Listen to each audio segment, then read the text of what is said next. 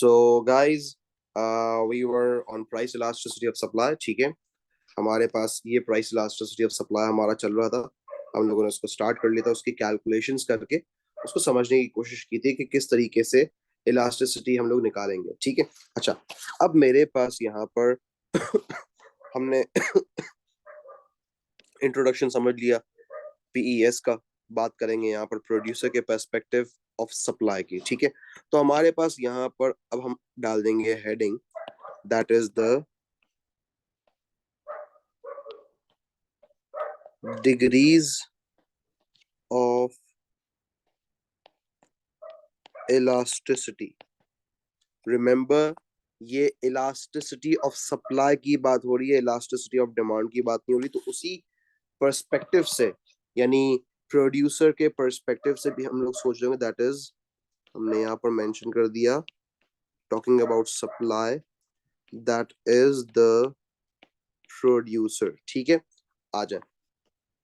अब मेरे पास यहाँ पर अगली चीज जरा समझ लेते हैं।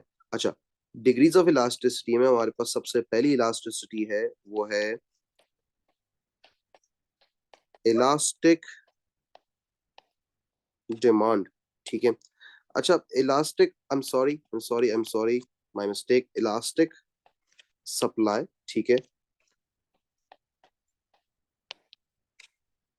यूजुअली जो है क्या बोलते हैं, बात हम प्रोड्यूसर की करेंगे यहाँ पर, और यूजुअली हम लोग इसको कर रहे होते तो कई दफा मुझसे भी इंसान मिस्टेक हो जाती है। मैंने भी डिमांड लिख दिया था, तो I really apologise for that. Guys, let's start. हमारे पास बात हो रही है इलास्टिक सप्लाई की, जिसमें अगेन बेटा जो इसकी डेफिनेशन है, देखिए सप्लाई का लॉ कांस्टेंट रहेगा। लॉ ऑफ सप्लाई क्या था मेरे पास, अगर मैं लॉ ऑफ सप्लाई आपको बताऊं तो वो ये था कि अगर प्राइसेस जो है वो इंक्रीज होंगी तो क्वांटिटी सप्लाई इंक्रीज होगी, अगर प्राइसेस डिक्रीज होंगी तो क्वांटिटी सप्लाई डिक्रीज होगी। ये हमारे पास बेसिकली लॉ ऑफ सप्लाई हम लोगों ने पढ़ा था। लॉ चेंज नहीं होगा, जिस तरीके से डिमांड में लॉ चेंज नहीं होगा, इस तरीके से सप्लाई की इलास्टिसिटी में भी लॉ चेंज नहीं होगा। हाँ, ये बात जरूर है कि रिस्पॉन्सिवनेस की वजह से जो है ना, इंटेंसिटी में चेंज आएगा। लॉ डिफरेंट, यानी ऐसा नहीं कि ऑपोजिट लॉ चला जाएगा, नहीं भाई, इंटेंसिटी में फर्क आएगा, हाई इंटेंसिटी, लो इंटेंसिटी, जिसका मतलब है इलास्टिक, इन इलास्टिक। ठीक है, आ जाए। हमारे पास सबसे पहले इलास्टिक सप्लाई, जिसकी हमारे पास जो डेफिनेशन है वो ये बोलती है कि अगर इकोनॉमी में गुड और सर्विस की प्राइसेस स्मॉल परसेंटेज से इंक्रीज हो रही हैं तो उसके अकॉर्डिंग क्वांटिटी सप्लाई जो है वो ज्यादा परसेंटेज से इंक्रीज होगी। आप एरो के साइज से डिफरेंशिएट कर सकते हैं। ठीक है, a small change in price, उसी चीज को मैं डेफिनेशन में भी कन्वर्ट कर सकता हूँ। मैं यहाँ लिख देता हूँ भाई,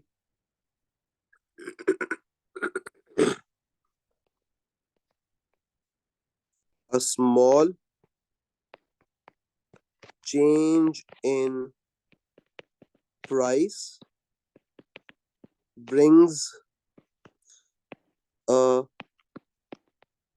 larger change in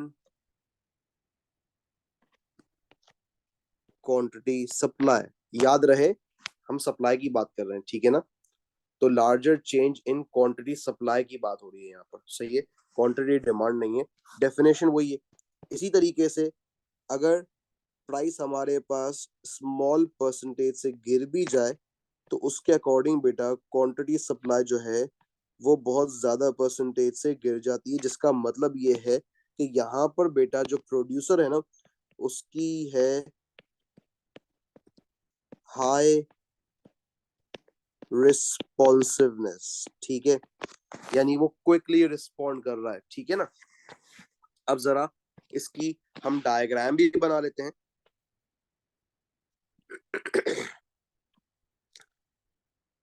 हमने अपने पास सबसे पहले तो बेटा आपको याद होना चाहिए, जब आप सप्लाई की, पहले तो हम लोग थोड़ा सा रिवीजन करेंगे ना यहाँ पर। सप्लाई की बात करें अगर, तो सप्लाई की डायग्राम जो हम बनाते थे वो इस तरीके से एक अपवर्ड स्लोप बनाते थे। ठीक हो गया, ये हमारा सप्लाई बनता था। तो अभी भी सप्लाई अपवर्ड स्लोप ही बनेगा। लेकिन फर्क क्या है, मैंने आपको इलास्टिसिटी में वॉल क्लॉक से समझाया था कॉन्सेप्ट, आपको याद होगा, पीईडी के अंदर भी वॉल क्लॉक से समझाया था। ये हमारे पास नीडल है वॉल क्लॉक की, ठीक है, एक नॉर्मल सप्लाई कर्व की तरह। हम अपने पास क्या करेंगे basically, sorry, in order to convert my normal supply into elastic supply, what I'll do is मैं इसको क्लॉकवाइज टर्न करूंगा, ठीक है। अब देखें जब क्लॉकवाइज टर्न करेंगे तो ये डायग्राम कुछ इस तरीके से बन रही होगी, ठीक है। आप देख सकते हैं आपके पास जो लाइन है वो चेंज हो रही। अब हम जरा इसको यहाँ पर क्लॉकवाइज घुमाकर डायग्राम बनाएंगे इलास्टिक सप्लाई की, ठीक है। हमने अपने पास बेटा दो एक्सेस ड्रॉ कर लिए, जिस तरीके से दो एक्सेस बनते हैं, और ये हम अपने पास एक सप्लाई कर्व बना लेंगे। आपने अपने नॉर्मल सप्लाई कर्व को क्लॉकवाइज घुमाया, ठीक है, और वो एक इलास्टिक सप्लाई कर्व बन गया, ठीक है। आप मेंशन कर देंगे यहाँ पर प्राइसेस, और आप मेंशन कर देंगे क्वांटिटी सप्लाई, ठीक हो गया। आप बेसिक प्राइस निकाल लें, ठीक है, दैट इज पी, और उसके अकॉर्डिंग आपकी क्वांटिटी सप्लाई निकल जाएगी, दैट इज क्यू एस। जो पॉइंट बन रहा है ऑन द सप्लाई वो पॉइंट ए कहलाएगा। अब हम एग्जामिनर को अपना लॉ बताते हैं। एग्जामिनर को हम बताएंगे, डेफिनेशन हमने कही थी, प्राइस थोड़ा सा बढ़ाएं क्वांटिटी ज्यादा से बढ़ जाए, ठीक है। हम देखते हैं क्या हो रहा है हमारे पास। जब हम देखें प्राइस को हमने थोड़ा सा इंक्रीज किया, ठीक है, फ्रॉम पी टू P1, ठीक है। आप पॉइंट ए से पॉइंट बी पे मूव हुए, और आपकी क्वांटिटी जो है वो QS से QS1 आप देख सकते हैं कितने बड़े प्रोपोर्शन से इंक्रीज हो रही है। इसी तरह जब हम लोग प्राइसेस को गिराते हैं, आप देखिए हमने प्राइस को स्मॉल परसेंटेज से गिराया फ्रॉम P टू P2, ठीक है। उसके अकॉर्डिंग हमारी क्वांटिटी सप्लाई जो है वो ज्यादा परसेंटेज से एज कंपेयर टू प्राइस वो ज्यादा परसेंटेज से गिर रही है। Why? Due to high responsiveness of the producer, ठीक है। अब ये क्या सिचुएशन है, प्रॉफिट की बात है ना यार। उसे जहां थोड़ा सा प्रॉफिट ज्यादा मिल रहा है, उसने एक साथ बहुत सारा जो है ना वो आउटपुट बनाना शुरू कर दिया और मार्केट में सप्लाई करना शुरू कर दिया। इसे हम इलास्टिक सप्लाई बोलेंगे, ठीक है ना। In this case he is able to respond really really quickly, ठीक है। ये हमारे पास बेसिकली इलास्टिक सप्लाई हो जाएगा, ठीक है। जैसे हमारा इलास्टिक सप्लाई वाइंड अप होता है, हम अपने पास अगले, सर जी बेटा बोले। सर ये जो डायग्राम बनानी है इलास्टिक इसकी, इसमें जो सप्लाई का है वो डायग्राम के इसके साथ टच करना है, जैसे सप्लाई में आपने बताया था डिमांड में टच नहीं करते। नहीं नहीं, देखें अभी आप टच करें या ना करें, इश्यू कोई नहीं है। मैं आपको बस एक लॉ बता देता हूँ, ठीक है। यहाँ पर एक बहुत काम की चीज, आपका चाहे डिमांड बने या सप्लाई बने, वो वाई एक्सिस से अगर टच होता है तो कोई इशू नहीं है। इस तरह ये कोई इशू नहीं है, इसमें कोई गलती नहीं है डायग्राम के अंदर। अगर टच नहीं भी होता तो भी कोई इशू नहीं है, ठीक है। लेकिन ओके सर। अगर आपका ये सप्लाई या क्वांटिटी से टच हो जाएगा तो इशू है बेटा। डिमांड क्वांटिटी से टच हो या सप्लाई क्वांटिटी से टच हो, इशू है, ठीक है। ये चीज जो है वो नहीं होनी चाहिए, ठीक है। और ना ही आपका जो सप्लाई है वो आप ओरिजिन से निकालेंगे, रिमेंबर दैट, ठीक है। ओरिजिन से हम जो निकालते हैं वो हमारी इलास्टिसिटी में आ गया, उसे यूनिटरी इलास्टिक सप्लाई बोलते हैं, ठीक है। तो हम नॉर्मल सप्लाई कर्व बना रहे हैं बेसिकली। सर एक सवाल है, एग्रीगेट सप्लाई का जो होता है कर्व, एग्जैक्ट। वो वो तो जरा कर्व यूनिटरी की तरह ही होता है ना, हल्का कर्व, वो क्यों है? किसने कहा आपको यूनिटरी की तरह होता है एग्रीगेट सप्लाई कर्व? नहीं सर, मतलब शेप कह लें, अपवर्ड की तरफ जाती है ना सर, पहले हॉरिजॉन्टल सब, होती है, फिर कर्व होती है, फिर वर्टिकल हो जाती हाँ तो वो कभी भी ऑलवेज रिमेंबर, वो जो बनता है ना डायग्राम, उसकी मैं आपको डायग्राम बनाकर दिखा देता हूँ ताकि आपको कॉन्सेप्ट क्लियर हो जाए बेटा। तो वो यूं बनता है, सही है। है। जी सर। लेकिन आप देखिए कहाँ से आ रहा, ओरिजिन से तो नहीं आ रहा। लेकिन प्राइस के एक्सिस से टच हो सकता है, कोई इश्यू थोड़ी ना उसमें। सर तो ये ऐसा क्यों है शेप इसका, तो सीधा वो क्यों तो नहीं मेरा है? मेरी जान, वो तो मैं आपको समझाऊंगा ना जब एग्रीगेट सप्लाई पढ़ाऊंगा तो। Okay sir. ठीक है ना, इसको समझाने के लिए पहले मैं आपको 5 डायग्राम समझाऊंगा, जिससे इसकी डेरिवेशन होगी पूरी। ये डायरेक्टली इस तरह मैं नहीं ओके। बनाऊंगा, मैं इसको आपको डिराइव करके बताऊंगा कि किस तरह ये डिराइव हो रहा है डायग्राम हमारा, इंशाल्लाह। ठीक है, इंशाल्लाह। चलें। अब मेरे पास यहाँ पर बात वही है, इलास्टिक सप्लाई की वैल्यू ग्रेटर देन 1। ठीक है, जिस तरह इलास्टिक डिमांड था ना, ग्रेटर देन 1, ये भी वैल्यू हमारे पास आएगी बेटा, remember, greater than 1। Greater than 1 का क्या मतलब होता है, मैंने आपको बताया था, a change in price brings a larger change in quantity supplied। वहां पर क्या था, change in price brings a larger change in quantity demand, यहाँ पर सप्लाई है, फर्क सिर्फ इतना, बाकी चीजें वही हैं। चले, हमारे पास यहाँ पर अगली चीज कर लेते हैं हम लोग, that is the degree number 2। वो है मेरे पास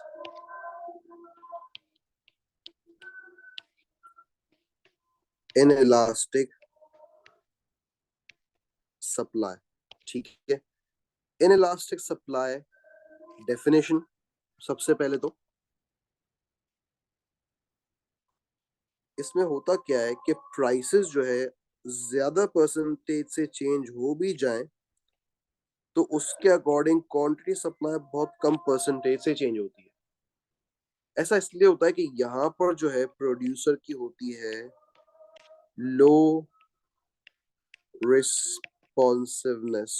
ठीक है, लो रिस्पॉन्सिवनेस का क्या मतलब होता है, he is unable to react quickly to the changes in price, maybe due to the unavailability of stock, let's say for example। ठीक है, और इसी तरह हम जो है इसका वाइस वर्सा इफेक्ट भी देख लेते हैं।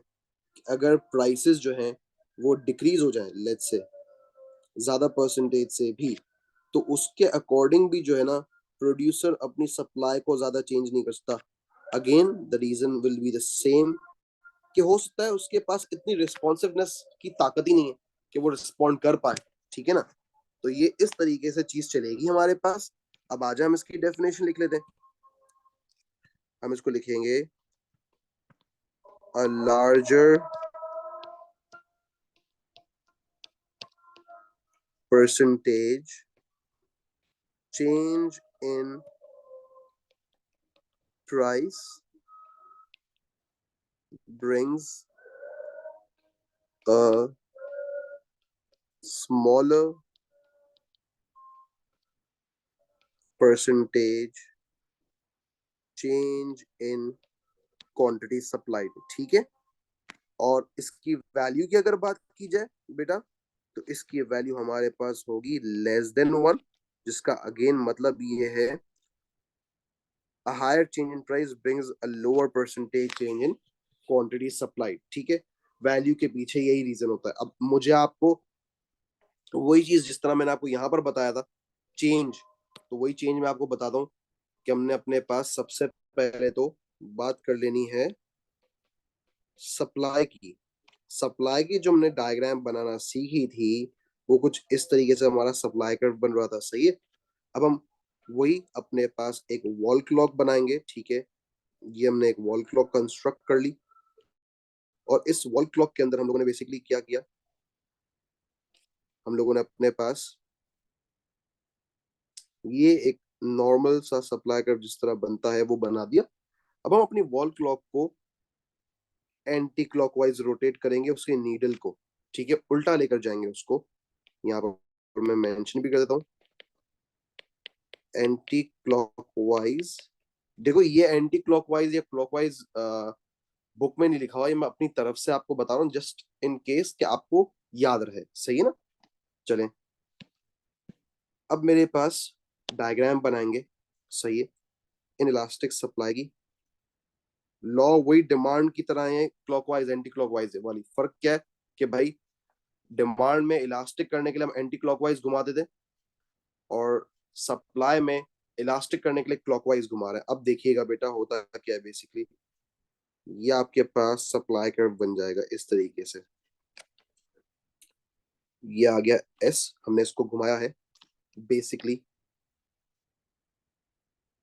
एंटी क्लॉकवाइज, ठीक है।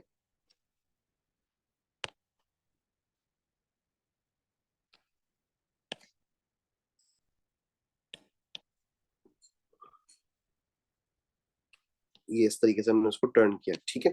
अब हम अपने पास क्या करेंगे, लेबलिंग कर देंगे सबसे पहले तो डायग्राम की कि हमारे पास ये प्राइसेस हैं और ये क्वांटिटी सप्लाइड है, ठीक है। बेसिक प्राइस निकालेंगे, ये हमने बेसिक प्राइस निकाली, that is P. Basic quantity निकाल ली, दैट इज क्यू एस। ये मेरा पॉइंट ए कंस्ट्रक्ट हो गया। अब मैं एग्जामिनर को बताऊंगा कि अगर मैं ज्यादा परसेंटेज से प्राइस को गिराता हूं तो होता, या बढ़ाता हूं तो क्या होता, ठीक है। पहले मैं प्राइस का इंक्रीज दिखा देता हूँ एग्जामिनर को। मैं बताऊंगा भाई मैंने ये प्राइस इंक्रीज किया, आप देख सकते हैं from P to P1, look at the size of the arrow, ठीक है। तो उसके अकॉर्डिंग सबसे पहले मैं मूवमेंट शो करूंगा ए टिल बी, और ये हमारे पास आ जाएगा इस तरीके से। क्वांटिटी सप्लाई आप देख सकते हैं कि कितने स्मॉल परसेंटेज से बढ़ रही है सप्लाई। इसी तरह अगर मैं प्राइस को ज्यादा परसेंटेज से गिरा भी दूं, ठीक है, अगेन बेटा I just give you the advice to look at the size of the arrow, ठीक है।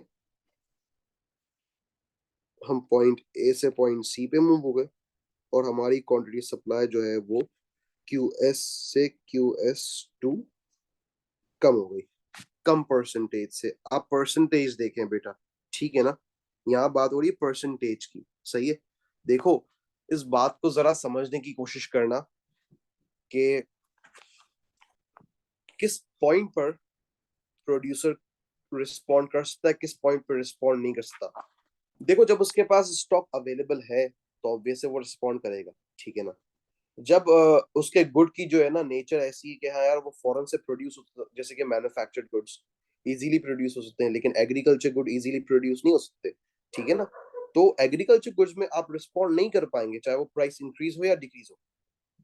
जबकि मैन्युफैक्चर्ड गुड में आप रिस्पॉन्ड कर पाएंगे, क्योंकि उसकी प्राइस थोड़ी सी भी अगर इंक्रीज होगी आप फॉरन से उसको बनाकर बेचना शुरू कर देंगे। इसकी बेस्ट एग्जांपल हमारे पास कोविड में थी, सर्जिकल मास्क, ठीक है ना। लोगों ने बनाना शुरू कर दी, लोगों ने अपने घरों पर जो है ना वो सिलाई मशीन लगा ली थी बेसिकली, ठीक है ना। और इसी तरीके से जो है आपके सैनिटाइजर्स। लेकिन अगर मार्केट में जो है चावलों की डिमांड बढ़ जाए या आटे की डिमांड बढ़ जाए, तो ऐसा तो नहीं है ना कि यार एक फसल जिससे 50,000 या 5,000 टन गंदम निकल रहा था, अब उसकी जगह जो है ना 10,000 टन निकलेगा, ये तो पॉसिबल नहीं है ना। और जाहिर सी बात है इट टेक्स टाइम, ठीक है ना, ये नेचर पे डिपेंडेंट भी होते हैं प्रोडक्ट्स। तो ये हमारे पास इलास्टिसिटी ऑफ सप्लाई के दो इंपॉर्टेंट इलास्टिसिटीज हमने कर ली। तो मुझे जरा गो अहेड दें कि आपको कोई प्रॉब्लम है या नहीं। अगर प्रॉब्लम है तो मैं ये आपको दोबारा समझाऊं, और अगर प्रॉब्लम नहीं है तो हम अपने एक्सट्रीम केसेस में मूव ऑन हो जाए। सर ये मैंने ये पूछना था, ये जो आपने दोनों डायग्राम बनाई है, इसमें जो फर्स्ट वाली है, इसमें क्लॉकवाइज कहाँ मूव हुए, मतलब जहाँ पे प्राइस है उस जगह से हम क्लॉकवाइज मूव हुए, ये क्या हुआ है? देखो मैं तुम्हें समझाता हूँ, ये तुम सप्लाई देख रहे हो, यस सर। इस सप्लाई को इस तरह मूव किया मैंने, क्या हुआ, क्लॉकवाइज हुआ। Yes sir. ये चीज है, ये चीज मैंने आपको सिर्फ याद करवाने के लिए बताई, आपको लिखनी नहीं है एग्जाम में, ताकि ओके आपको ओके। याद रहे ना सप्लाई कर्व को कहाँ कैसे कन्वर्ट करना है, और इसलिए। एंटी क्लॉकवाइज आएगा तो सप्लाई को ऊपर ले लेंगे प्राइस के करीब। एग्जैक्टली ये देखो, ये हो गया इस तरीके से। ओके सर, थैंक यू, समझ ओके गया। की रिपोर्ट है मेरी जान। Yes sir. ओके बॉस, चलें। ये हमारे पास जो है वो इलास्टिसिटी 1 इलास्टिसिटी 2 कंप्लीट हो गई बेसिकली। ये हमारे पास डिग्रीज ऑफ इलास्टिसिटी हम लोग कर रहे हैं।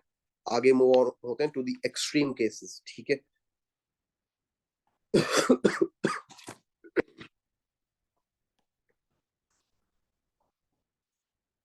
हमारे पास अब हम इलास्टिसिटी नंबर 3 पे जाएंगे।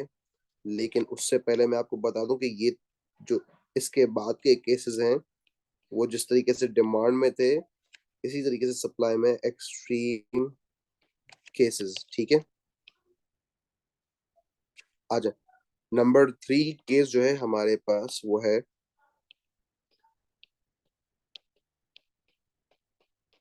परफेक्टली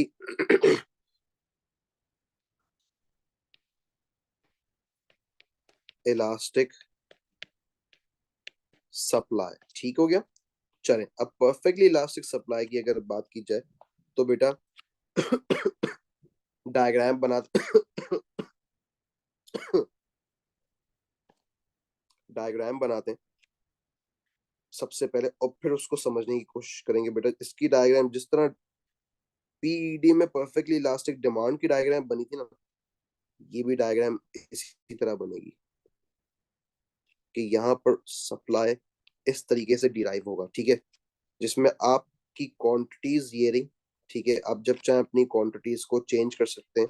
ठीक है, आपकी डिपेंडेंसी बेसिकली जो है वो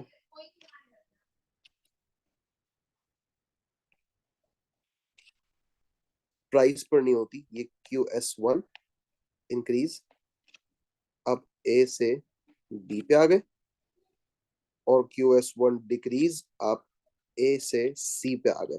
अब जरा सबसे बड़ा जो क्वेश्चन मार्क है ना यहाँ पर, वो ये कि बच्चों को प्रॉब्लम यहाँ पर ये आता है कि यार ये किस तरह पॉसिबल, ये कौन सी सप्लाई है जो मेरे तो कभी समझ में ही नहीं आई।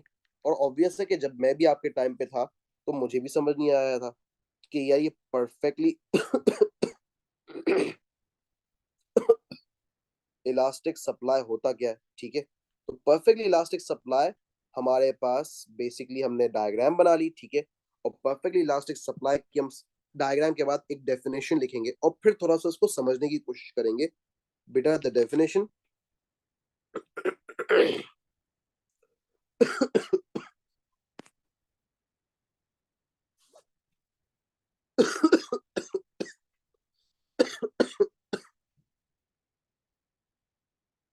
सबसे पहले इसको लिखेंगे, these are the goods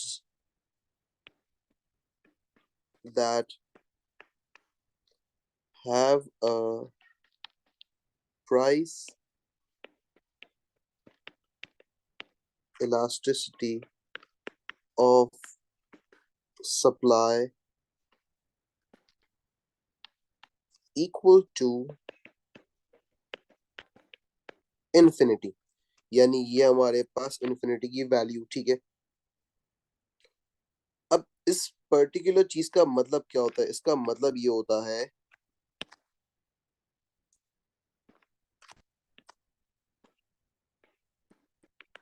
which means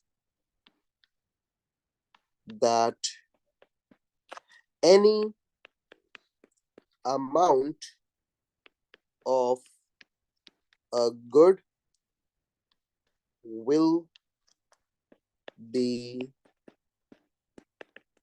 supplied at a prevailing price। ठीक है,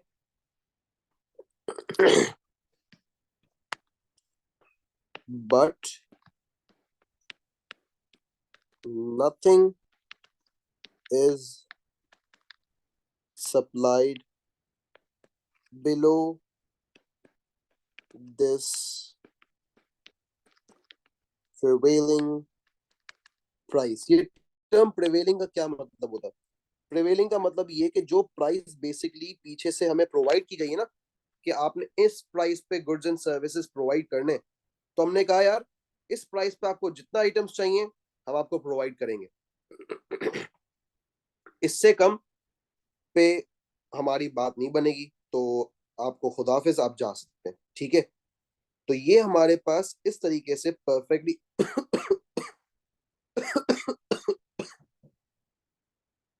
परफेक्टली इलास्टिक सप्लाई है। ठीक है, अब आ जाते हैं हम अपने पास, जैसे ही हमने परफेक्टली इलास्टिक सप्लाई समझा, अब हम इसकी एग्जांपल की बात करते हैं। भाई एग्जांपल्स की क्या होती है? ठीक है ना यार, आ, जब आप बात करते हैं बेकरी आइटम्स की, आप देखें बेकरी आइटम्स पे आपको जो है ना प्राइसेस ऑलमोस्ट सेम मिलेंगी, ठीक है।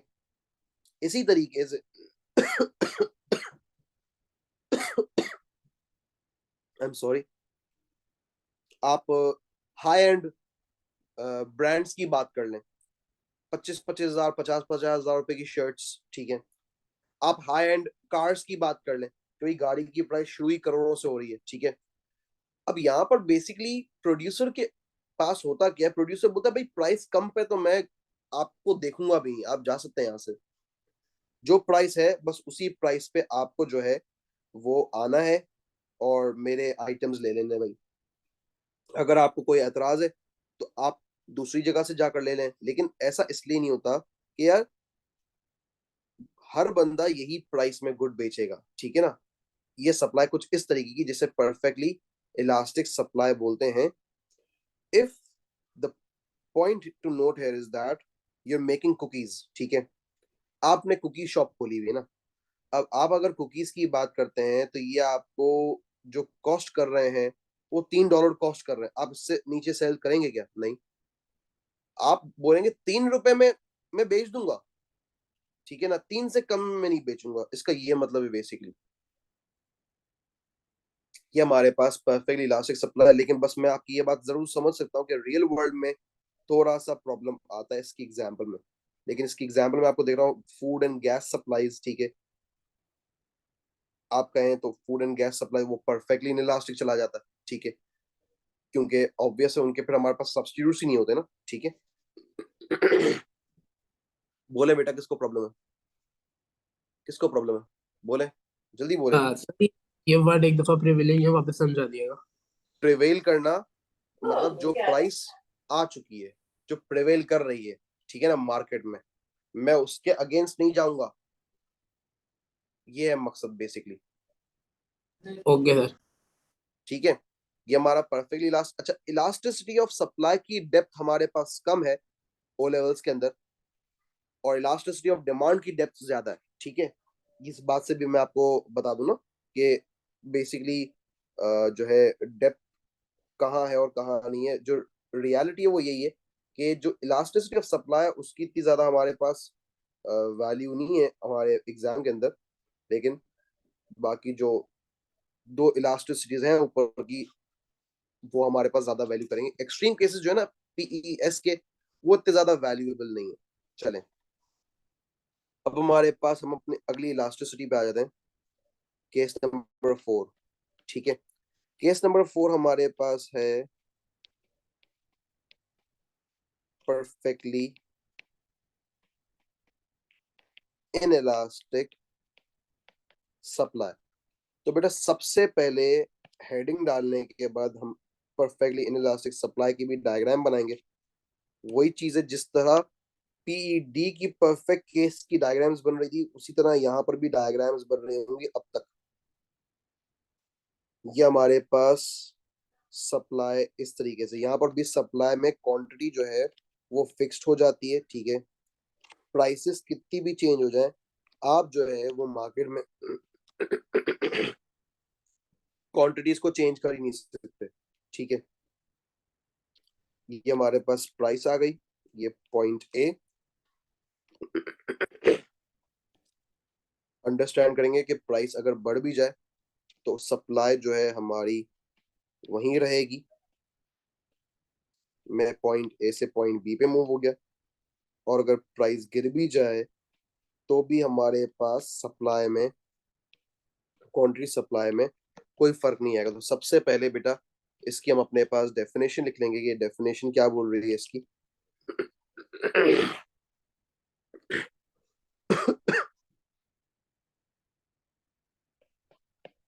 It means zero elasticity. Zero elasticity का क्या मतलब होता है कि प्राइस कितनी भी चेंज हो जाए आप रिस्पॉन्ड नहीं कर पा रहे, ठीक है। इसका मतलब ये है that the product product supply will not change even its price changes, क्योंकि यहां पर जो है वैल्यू होती है 0, जिसका मतलब है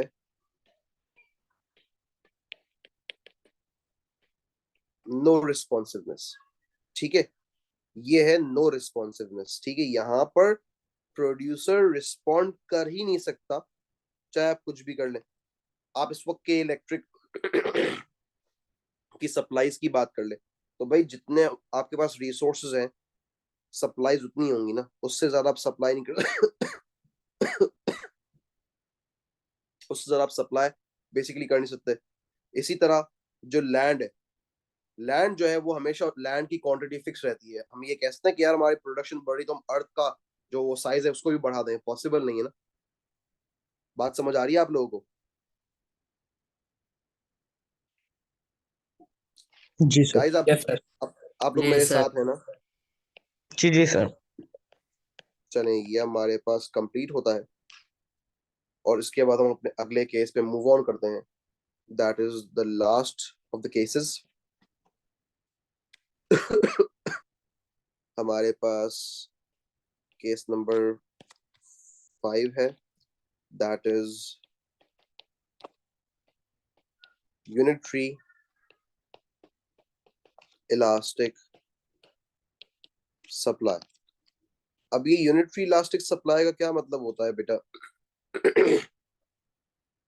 इसकी पहले हम डायग्राम करेंगे और फिर उसको डेफिनेशन के थ्रू समझेंगे।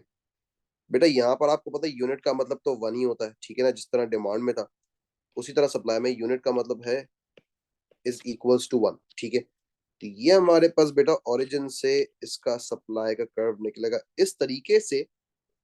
रिमेंबर दैट, इस तरीके से निकलेगा कि वो जो हमारा दो एक्सिस से 90 डिग्री का एंगल बन रहा है ना, वो 90 डिग्री का एंगल 45 डिग्री में इक्वल स्प्लिट हो रहा होगा। Do remember that. ठीक है, आ जाए, ये हमने अपने सप्लाई कर्व बनाया। ठीक है, ये मेरे पास यहाँ पर प्राइस, ये मेरे पास यहाँ पर क्वांटिटी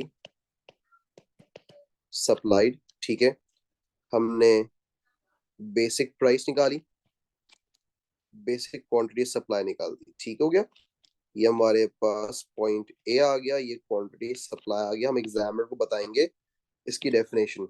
इसकी डेफिनेशन है बेटा,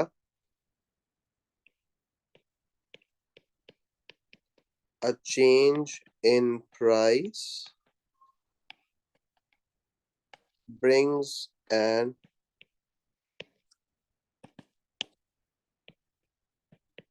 equal change in quantity supply। ठीक है, जो कि इन दी एंड सीधी सी बात है, रियलिटी में पॉसिबल नहीं होता। ये सही है ना?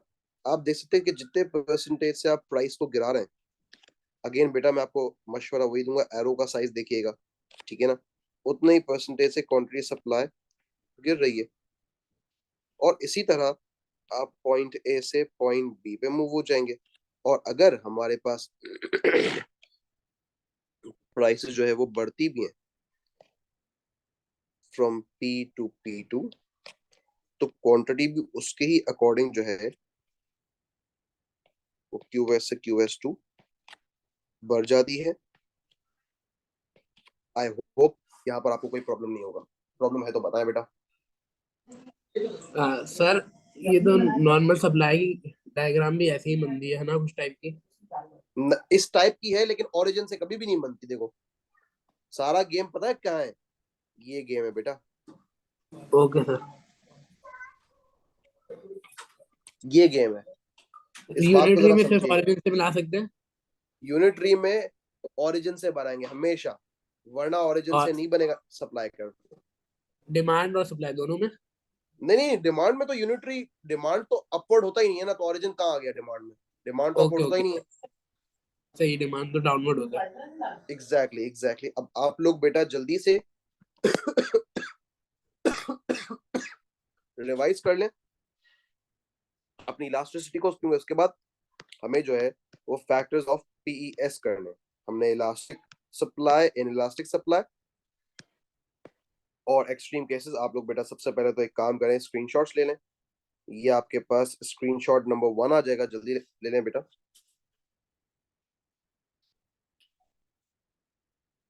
Done sir. उसके बाद आप ये वाला स्क्रीनशॉट लें। Done sir. और उसके बाद आप ये वाला स्क्रीनशॉट ले लें, ठीक है। डन। अब आप इसको रिवाइज करें जल्दी से बॉयज एंड महानूर, रिवाइज करें इसको जल्दी से, ठीक है। और इसके बाद हम लोग अपने फैक्टर्स अफेक्टिंग PES करेंगे, ठीक है। चलें guys, take care, good bye.